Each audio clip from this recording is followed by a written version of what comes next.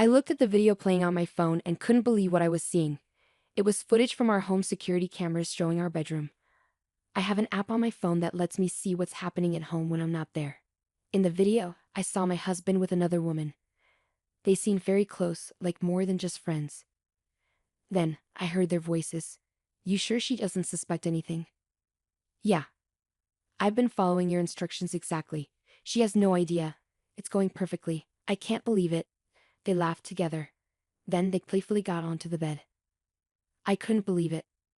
The woman with my husband was actually my own sister. My name is Nancy Hadley. I'm 50 years old. My husband David is turning 55 this year. We've been married for 20 years and we don't have any children. We used to have a comfortable life because we both worked. But things changed about 10 years ago when David was diagnosed with early onset dementia. As time passed, David's memory problems got worse. He started forgetting important meetings with clients and even how to do his job. Work became really hard for him, and everyday tasks became a struggle. He'd forget where he put things, how to dress himself. And he'd often get lost and bump into things because he couldn't remember directions. Once, he even left the kettle on, which nearly caused a fire. So David and I decided to ask my sister, Anne, for help. She runs a care home, so we trusted her advice. We took David to a hospital she recommended for tests, and that's when the doctors told us he had early onset dementia. Because of this, David had to stop working, and now we have a caregiver from Anne's facility come to our home twice a week to help out. Nowadays, I'm the one bringing in the money for our family, working hard every day, I said with a sigh. Nancy, how's David holding up? It was the day our regular caregiver, Ms. Johnson, came over. Annie came along with her. And you came too. He's your husband after all, so I'm worried too. Ever since we started relying on Anne's help, she would often come over before I went to work. She's been looking after David like a brother ever since we got married, because she always wanted a big brother when we were younger. She was really upset when David was diagnosed with dementia, even though she was supposed to be busy with work herself. I really appreciate her checking in on us like this. I'm so grateful to Anne and Ms. Johnson for helping me take care of David while I'm at work. If I didn't have my job, we'd have money problems, so I'm really thankful for them. But they can't come on weekends, so I'm the only one taking care of David then. I'm working during the week and looking after David on weekends, and I hardly have any time for myself. I didn't realize it before, but I must be really tired, I explained. A nurse who knew me from the hospital where I took David for his checkups noticed how tired I looked. Mrs. Hadley, taking care of your husband is tough, but you need some time for yourself to rest. You're right. I know that. I could ask Anne and Ms. Johnson for help if I really needed it, but I don't want to bother them anymore. Oh, by the way, there's a new nurse here who used to work at a dementia hospital in New York. Maybe she can offer some help. See, there she is, the nurse pointed out. When I followed the nurse's gesture, I couldn't believe what I saw. It was Amy, my best friend from college. Amy looked just as surprised as I felt. We hugged each other tightly, overjoyed to be reunited. Amy, who used to play softball in college, still looked sharp with her neat short haircut. Nancy, you look exactly the same. And you haven't changed a bit, Amy. I'm so happy to see you. Amy shared that she had waited for her kids to grow up, ended her marriage, and come back to our hometown. Just tell me when you're free for a coffee, she suggested. When David finished his test and came out of the examination room in his wheelchair, Amy seemed taken aback. Oh, this is my husband, David. It feels like forever since we got married. Yep, it's been quite a while, I agreed. Amy, crouching down to David's eye level in the wheelchair, stopped for a moment. Is everything okay?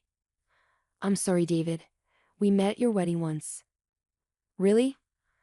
I'm counting on you for future care. Thanks in advance. David smiled at her and replied. Amy seemed to be studying David with a thoughtful expression. Maybe seeing my confusion, she stood up with a smile. I've looked after many patients like your husband before. So, if you ever need advice, I'm here for you. I think I can help, Amy offered. Yeah, I'll definitely count on you. Thanks, Amy. We waved goodbye. After that, I bumped into Amy several times. Like when I went to pick up David's medicine or when his health worsened. Each time, Amy looked at me with worry, but I pretended not to notice and shrugged it off. A few months after reconnecting with Amy, David and I went to the hospital together. Just as David was called in for his examination, I heard someone call my name. When I turned around, there was Amy, looking serious. Amy, is everything okay? David just went in for his exam. Can we talk for a moment? Yeah, sure, Amy replied, leading me to a counseling room. Nancy, how are you managing with David? And are you worried about me? Thanks, I began, discussing David's recent health and how the constant caregiving was affecting me physically. Amy listened closely, and I thought she was simply concerned about my well-being. But then she said something unexpected. Actually, Nancy. What she told me next was hard to believe. About a week before we met again, Amy started, recounting a shopping trip where she saw Anne with a man she recognized. Anne's face was familiar as my sister, but Amy also thought she recognized the man. When Amy approached and Anne introduced him as her boyfriend, it wasn't until we met again at the hospital that I realized it was David, your husband. It all seemed so confusing. That's really surprising. No wonder you seemed puzzled at the time, I remarked. Amy explained that she had seen Anne and David together in town a week before we crossed paths again. However, David didn't seem to notice Amy's presence at all. I looked quite different then. I had long hair and wore glasses. That might explain why he didn't recognize me, but still. Also, there's something else bothering me, Amy continued. She noticed that David's behavior at the hospital didn't match someone with dementia. It felt unnatural, almost like someone pretending to have dementia. The man I saw in town was walking confidently, speaking clearly. He seemed perfectly healthy. Could there have been a mix-up? Maybe you mistook him for someone else? I don't think so. You know, David has those distinct moles under his right eye, right? The man with Anne had them too. It's kind of a distinctive feature for a guy. I'm sorry, I shouldn't talk about your husband like that. Amy apologized, realizing her comment might have been inappropriate. But it's true, David does have those moles. It's not common to find someone else with the same face and moles in the same spot. So could it be that David has been pretending to have dementia for 10 years and is having an affair with Anne? It was a shocking idea, but Amy seemed sincere. Honestly, I don't think this hospital is very good, Amy confessed. The doctors here aren't great, and I've heard some bad rumors too. Doesn't it seem odd that they have so many patients? So, I really think you should get David properly checked to see if he really has dementia, Amy said, looking serious. Amy's words struck me deeply. I went to a big store and bought a home security camera. I placed it in hidden spots in the living room and bedroom to secretly record what was happening while I was at work. I set it up to watch on my smartphone and checked in during breaks. To my surprise, David's behavior on camera was different from what he showed me. He didn't seem confused or lost. He was living quite normally. Plus, when Miss Johnson, who had asked to care for David, arrived, there was no sign of her taking care of him. I also discovered that Anne had been visiting my house frequently while I was away. Their conversations were clearly recorded on the footage. You're not getting caught pretending to have dementia, right, David? Anne asked. Yeah, pretending not to know the date or where things are is working perfectly, just like Anne suggested. Acting like I can't write or go outside, and mixing up day and night, seems to be fooling Nancy. She's trusting, so she won't suspect a thing. And as for Miss Johnson, she's fine. She's a single mom and needs the money. I've been paying her more, and she's staying quiet, David explained. They laughed together, flirted, and then went to the bedroom. I was stunned when I saw the footage. I couldn't believe my own sister and husband were scheming behind my back. But the proof was right there on the camera. I felt lost, confronted with the undeniable truth. A few days later, I felt the need to speak with Miss Johnson, who had been looking after David. When I reached out to her, she said she could meet the following Saturday. I went to her apartment and showed her the footage. She looked defeated and apologized tearfully, admitting, "What you see in this footage is the truth. I've been lying to you all this time, and I'm truly sorry. I don't have a license, and I was struggling to find another job. Anne offered me a job with good pay, so I went along with her plan." Despite her need for money, Miss Johnson felt guilty for assisting Anne in deceiving someone. Because of her guilt, I was able to obtain her testimony. She also gave me copies of receipts, daily reports, and her diary from that time. No matter how desperate I was for money, what I did was wrong as a human being. I'm deeply sorry, she repeated her apologies. With Miss Johnson's evidence and testimony, I decided to gather more proof. After speaking with a few other involved parties and hearing their accounts, I consulted my lawyer and chose to confront David and Anne at the place where they were having their affair. On a typical weekday, I pretended to leave for work as usual and waited near my house. When Anne arrived, and it seemed like the right moment, likely when they were occupied with each other, I returned home and caught them in the act. They panicked, unable to escape, and I spoke coldly. "I know everything now, David." David's expression shifted from surprise to guilt as he looked at me. "I heard you lost interest in your job," Cap pushed aside, "and began to dislike your work. A colleague told me. You were telling your coworkers, 'There's nothing left for me here. Nancy is earning well. I want to quit and live a relaxed life.'" Seeing my composed demeanor, David started confessing hastily. "It wasn't my idea. It was Anne who tempted me. She suggested we pretend to have dementia, and you take care of us while you're at work. We could meet as much as we wanted. Even Miss Johnson was hired by Anne to create an alibi." His words seemed to shift the blame onto Anne, portraying himself as a victim. But Anne's reaction was explosive. "What on earth? David was just as involved in the plan, and now he's trying to dodge responsibility. That's cowardly." "Shut up. You're the one who pushed me into this." "I just went along with it," David fired back. My heart grew colder as they argued, completely exposed. I couldn't bear to witness this any longer. "That's it, both of you get out." I decided to take drastic action.